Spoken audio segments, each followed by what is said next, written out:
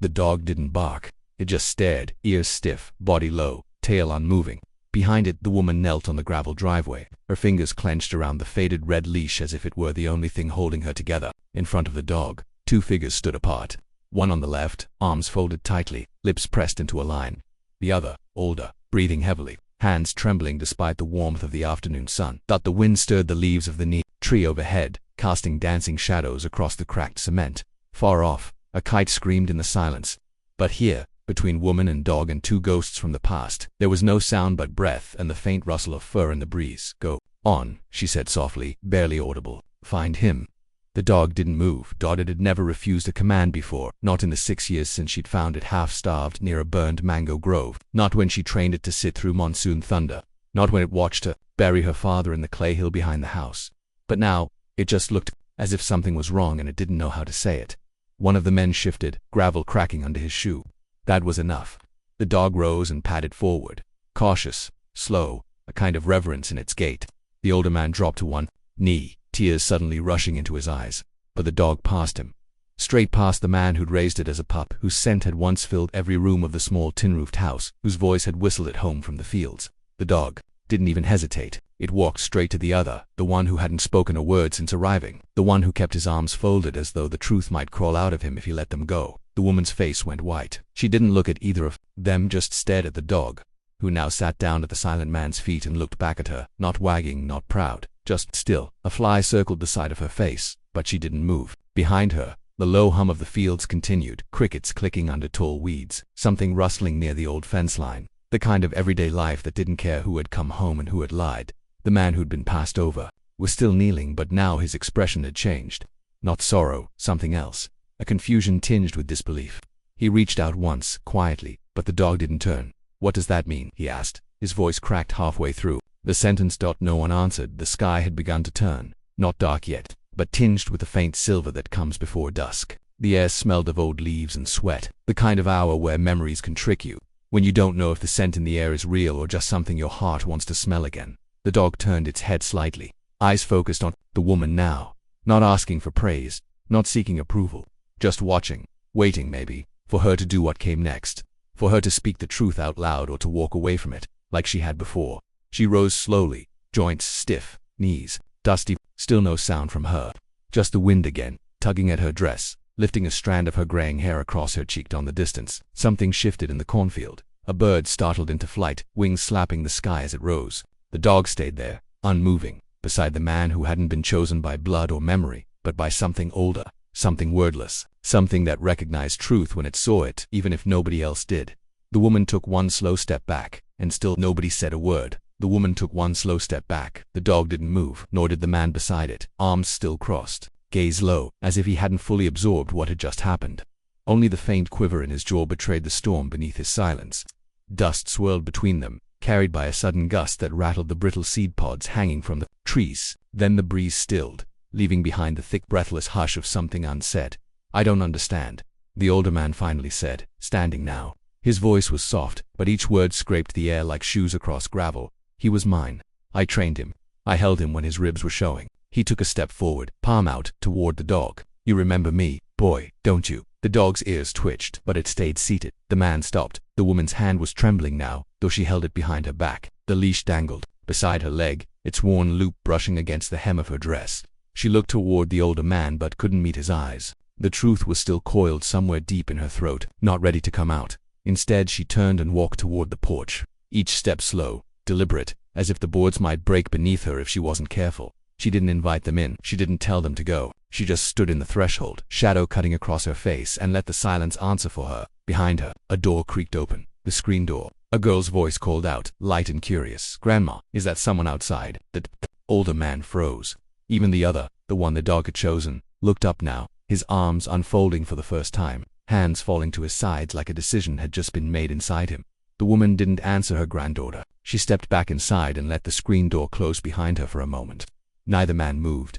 Then the one with the folded arms, younger by perhaps a decade, but with tired eyes and an old injury in his limp, knelt beside the dog. His hand hovered just above its back, uncertain. When he finally touched it, the dog leaned slightly into him, as if confirming what it already knew. "Tell me why," the older man said, not bitter, not angry, just hollow now. Tell me what I did that made him forget me." The other man didn't answer. He was looking at the door. The girl inside was laughing now, a small bell-like sound, running down the hallway with slippered feet. The dog turned its head, and for the first time, it made a sound, not a bark, not a growl, just a low whine, almost thoughtful. It was the kind of sound animals make when they've remembered something too complicated to explain. The older man's mouth opened and closed. Far beyond the fields, a thunderhead was forming, not yet close, but visible, towering into the sky like a bruised thought left unspoken. The wind began to rise again, moving faster now. Not wild, but urgent.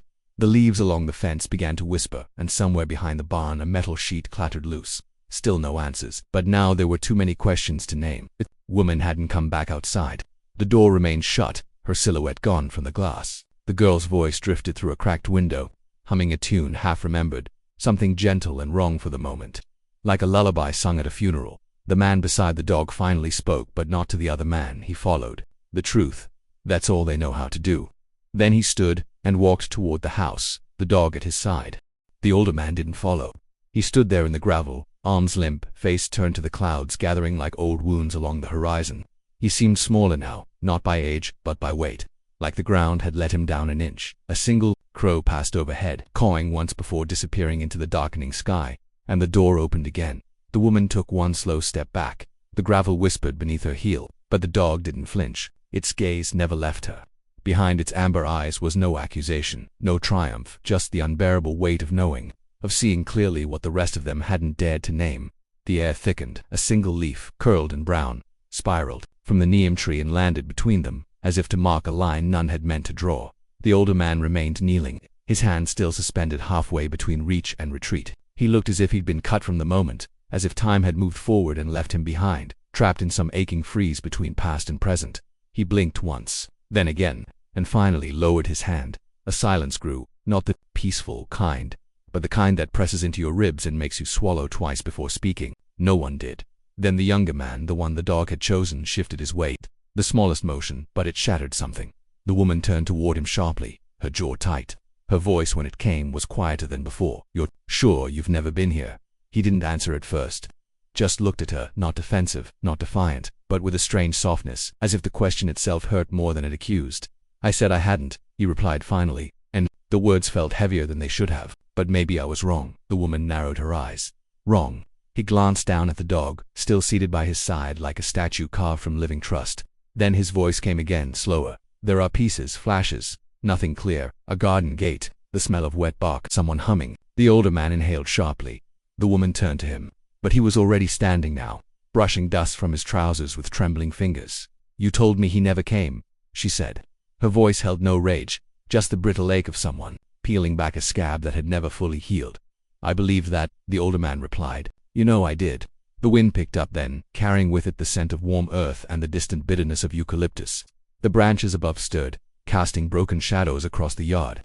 It was the kind of breeze that made OLED screen doors creak and people remember things they'd tried to forget. The dog stood suddenly, its ears twitched, eyes lifting toward the house, not barking, just alert. All three of them turned. For a moment, nothing. Just the quiet ache of dust dancing in late afternoon light. Then a thud. Soft. Inside the house, the woman didn't move. "There's no one in there," she said. But the dog had already begun walking, not running, walking straight up the cracked stone steps, through the half-open door, into the silence. The woman hesitated, then followed. Her movements were slow, like someone stepping through water. The two men came after, reluctantly, like figures pulled toward something they didn't yet understand. The house had not changed much. Same slanted shelves, same discolored walls, the same tin kettle still hanging above the old stove, but everything felt thinner, like the air inside had hollowed out with time. The dog stopped in the hallway. It stood facing the far door, the one that had stayed locked since the day the rain came through the roof. The woman stopped behind it, heart pounding louder than she wanted to admit. "That room's never been opened," she said, almost to herself. "Not since," but she didn't finish. The man stepped forward, the one the dog had chosen. His hand hovered over the handle. Then, without waiting, he turned it. The door creaked open, groaning like a buried memory. The room smelled of old wood and time. Light filtered through the slats in long stripes, catching dust in quiet beams. There, beside the window, was a thing that should not have been there. A single shoe, small, faded blue, frayed at the edges. The woman inhaled sharply. Her hands went to her mouth. The dog sat again, its body quiet, watching not toward the shoe but toward the corner. A second shape there, a smaller one, half-shadowed. None of them spoke. Then the younger man, the one who had never been here, the one the dog had chosen, said, so quietly it was almost a question, "That was mine, wasn't it?" And the woman, voice breaking, in a way that had nothing to do with grief and everything to do with truth finally beginning to bloom, whispered, "I think it was." Outside, the wind eased. A branch tapped gently against the wall. Somewhere far away, a crow called once and was answered by silence. She took one slow step back. The dog didn't move. The man beside it remained still, arms still crossed, face unreadable. And the wind, which had lifted her hair just moments ago, fell into an eerie stillness, as if even the trees were holding their breath. The shadows from the neem branches lengthened across the driveway, dappled like old scars across her feet. Then, quietly, the man who had been passed over stood. His knees cracked, his hands brushed the dirt from his trousers with a precision that was almost ceremonial. His eyes met hers for only a fraction of a second, not pleading now, but searching, as though he'd just realized he'd walked into something far deeper than he understood. "I don't know what you think that proves," he said, but there was no anger in it, just a kind of hollow. She still didn't answer. The dog finally turned its head, not toward the speaker but toward the distant road, ears twitching. She noticed it too, a sound. Faint, distant, not human, not engine. A low repeated hum like wood dragging against stone or something heavier being pulled, but too far to see. She squinted toward the edge of the old property where the tall grasses met the scrub, where her father used to say the land forgot itself. And for a moment, she wanted to forget too, the men, the silence, the years packed into the dog's stare. Then the dog stood up, no bark, no warning, just a sudden tension through the shoulders, tail lowered, nose high. It didn't look at either man. It started walking slow at first, deliberate toward the rust-colored path behind the corn, where no one had walked in weeks. She followed without thinking. Dust clung to her sandals, and every few steps her ankle twisted in old indentations, carved by forgotten tractor wheels. The silent man followed too, but slower, uncertain whether he was welcome in this new unfolding. The second man hesitated at the edge of the driveway, then stepped forward, not toward them but toward the fence line. He watched, as if from a separate world. The dog paused near the row of rotting fence posts, where the ground sloped just slightly down toward the dry channel. That channel hadn't held water in years, not since the storm that washed out the old irrigation dam, long after her father's health had started to fade. But something had disturbed it. The brittle reeds were pressed flat, a trail curved sharply through the grass. Drag marks maybe, but too smooth to be a cart, too deliberate to be accident. The dog sniffed the air and turned sharply left. That's when she saw it, a thin strip of fabric torn, sun-bleached blue stuck to a bramble bush. Small, child's size. Her breath caught without warning. She hadn't seen that shade in years, not since. She stumbled backward, pressing her palm to her lips. The man beside the dog bent and pulled the fabric free. He turned it over, slowly, like it might fall apart if handled too fast. His brow furrowed. "It's not new," he murmured. "No," she whispered, "it isn't." Behind them, the other man finally stepped forward. "You told me she was gone," he said. Not with accusation, just disbelief. The air changed again. A single gust swept through the grass and lifted a dozen dry leaves in a sudden flurry, like some invisible hand trying to cover tracks long since gone cold. She turned to face him. Her voice shook. "I believe she was but a dog," he started, then stopped himself. Because they all understood now. The dog hadn't chosen between men. It had chosen the path, a memory, a question that none of them had dared voice. Aloud the animal looked back at them, waiting dot in the sky above. Clouds began gathering, not yet storm-dark, but drifting heavier than they had all day. The light shifted, not dramatic, just enough that shadows began to bleed into each other, and time felt looser around the edges. "We follow," the quiet man said, and for the first time she nodded. They walked deeper into the land, the kind of walk that doesn't just cross space but time, silence, buried things. Behind them, the dog never barked, it only moved forward, its eyes not on what was ahead, but what was pulling it there. They didn't speak again. The trees closed in. The sound from the ravine returned, louder now, a low rhythm, and just before they rounded the bend, a single breathless cry rang out, not loud, but unmistakable, not animal, and not forgotten. They stood frozen, the breathless cry still hanging in the air, thin and uncertain, but real. The dog didn't wait. It pushed forward through the curtain of dry reeds, head low, moving with a purpose that left no space for fear. The woman followed her steps unsteady, hand grazing the tall stalks as if needing the land itself to keep her upright. Beyond the bend, the path opened into a hollow where time had seemed to collapse. A shallow basin lined with broken branches and the faded bones of last season's growth. And there, in the center, was the old rain barrel, long rusted through, half swallowed by the earth. Its shape was familiar, but now it leaned, slumped to one side like a grave marker. Beneath it, curled into the shadow, something shifted. girl, impossibly thin, with hair like dry grass and a shirt faded to the same sun-bleached blue as the scrap they'd found, looked up at them. Her face was streaked with dust. She didn't cry. She didn't run. She simply stared, the way animals do when they're not sure if the thing before them is help or harm. The dog reached her first. It didn't bark, didn't nudge. It simply sat beside her and lowered its head into her lap. She flinched at first, then her hand moved slow, cautious, and rested on the dog's back. The woman's knees gave. She knelt not out of weakness, but something older, the kind of collapse that comes when the thing you buried inside yourself stands up and breathes again. The silent man stayed back, not out of fear, but respect. Some stories, he seemed to understand, were not his to enter. The other man stepped forward, inch by inch.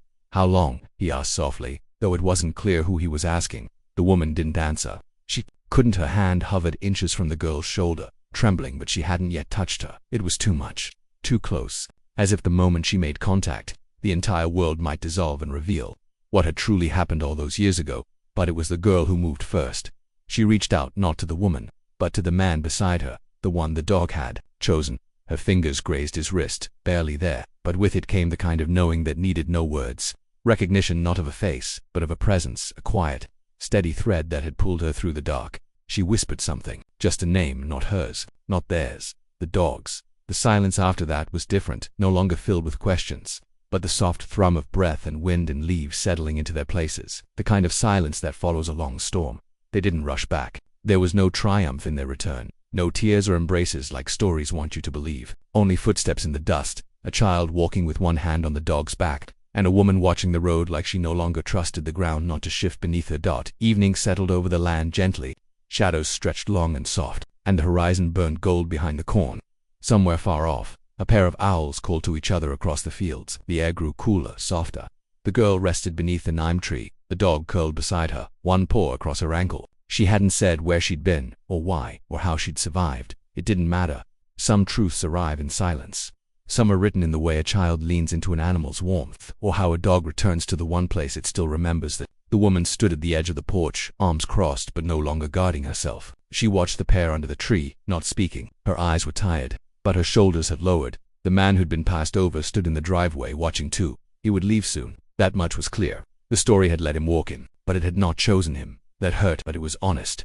The man who'd stayed, who had said the least, was now on the back step, fixing the broken latch to the door. Not to repair the past, just to make the house whole again. And the dog, it didn't need thanks. It didn't ask for any. It closed its eyes beneath the tree, ears twitching with the breeze, and stayed exactly where it was, between past and present, memory and return, keeping watch over the one who had been lost and the ones just beginning to understand what that truly meant.